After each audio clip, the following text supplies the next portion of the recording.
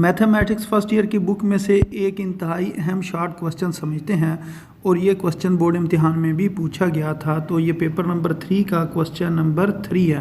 तो ये कुछ इस तरीके से पेपर में क्वेश्चन पूछा गया था कि एक्सप्रेस द कम्प्लेक्स नंबर, के आपके पास ये एक कम्प्लेक्स नंबर है, इसको आपने एक्सप्रेस करना यानी कि लिखना इन पोलर फॉर्म, यानी कि इस क्वेश्चन के अंदर जो कम्प्लेक्स नंबर गिवन है उसको पोलर फॉर्म के अंदर कन्वर्ट करें। तो ये क्वेश्चन है। तो अब पोलर फॉर्म होती कौन सी है? पोलर फॉर्म वो फॉर्म है जिसके अंदर आर और थीटा आता है।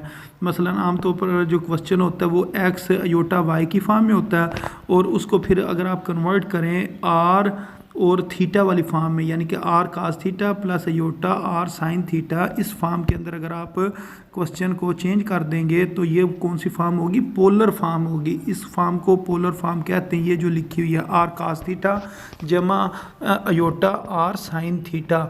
अब इस क्वेश्चन के अंदर हमने आर और थीटा की वैल्यू फाइंड करनी है और फिर ये जो इक्वेशन है इसके अंदर हमने वैल्यू पुट कर देनी है, यानी कि दो चीज़ें फाइंड करनी है, एक आर और नंबर 2 आपने थीटा वो फाइंड करना है। तो सबसे पहले आपने इसको कंपेयर करना है। जो क्वेश्चन जो आपको गिवन है उसको आपने इस जगह पर लिख लेना है, यानी कि 1 प्लस अयोटा स्क्वायर रूट 3 ये आपने लिख लिया और ऊपर आपने क्या लिख लिया? R cos theta plus iota r sine theta.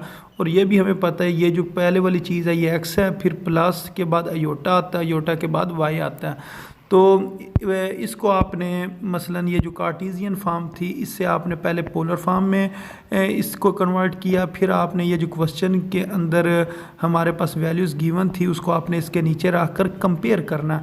अब कंपेयर करने से हमें ये पता चला कि ये जो आर कास थीटा है ये किसके बराबर है जी? 1 के बराबर है।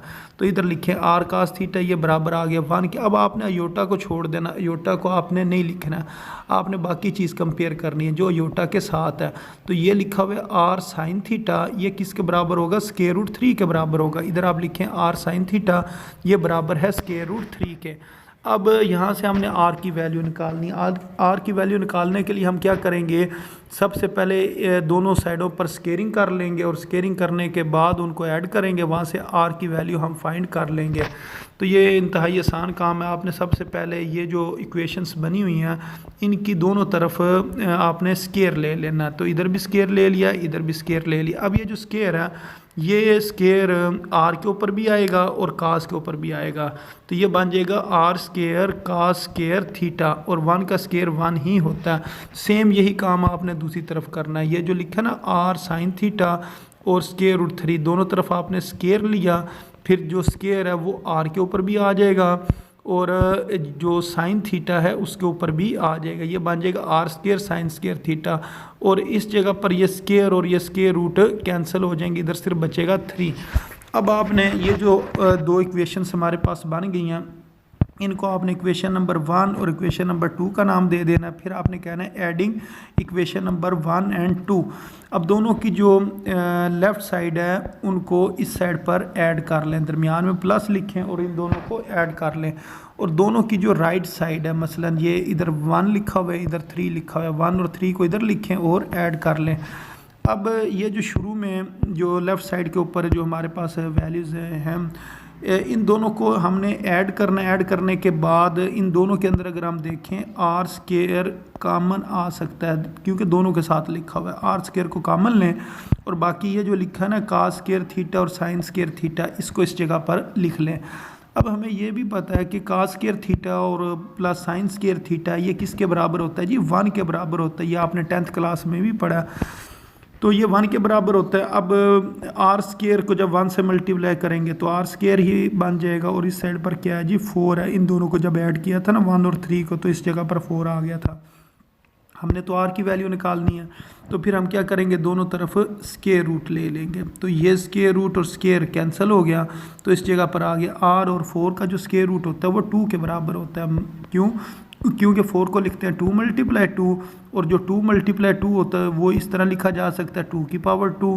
फिर स्केयर रूट और स्केयर कैंसिल हो जाता है और यहाँ पर कितना आंसर आ जाता है? 2 आ जाता है। यहाँ से अब हमने आर की वैल्यू 2 फाइंड कर लिया। अब जो दूसरी चीज़ हमने फाइंड करनी थी वो थी थीटा। तो थीटा फाइंड करने के लिए यही दोनों इक्वेशंस हम लेंगे, एक ये वाली इक्वेशन और एक ये वाली इक्वेशन। तो इस इक्वेशन को हम ऊपर लिखेंगे और इसको हमने नीचे लिखना है और डिवाइड करना है, तो वहाँ से हमारे पास थीटा का आंसर आ जाएगा। तो अब हम कहेंगे जी हमारे पास ये दो इक्वेशंस थी, तो अब एक इक्वेशन जो साइन वाली है इसको ऊपर लिखा, काज वाली इक्वेशन नीचे लिखी। तो आर साइन थीटा किसके बराबर है, √3 के, और आर साइन कास थीटा यानी कि ऊपर वाला आर साइन थीटा √3 के बराबर है और आर कास थीटा 1 के बराबर है। तो यहाँ से आर और आर कैंसिल हो जाएंगे और ये साइन और कास किसके बराबर होता है, tan थीटा के, तो tan थीटा लिख देंगे।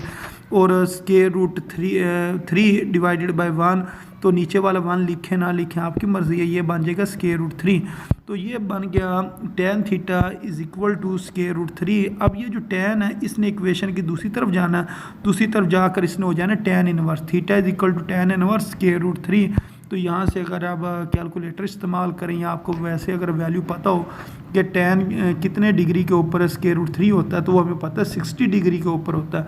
यहाँ से थीटा की वैल्यू कितनी निकल आएगी, 60 निकल आएगी। यहाँ आप कैलकुलेटर से कर लें, tan इनवर्स शिफ्ट दबा के tan का बटन दबाएं, फिर स्क्वायर रूट, फिर 3 दबाएं और फिर इज इक्वल टू का बटन दबाएंगे तो वहाँ पर 60 आ जाएगा।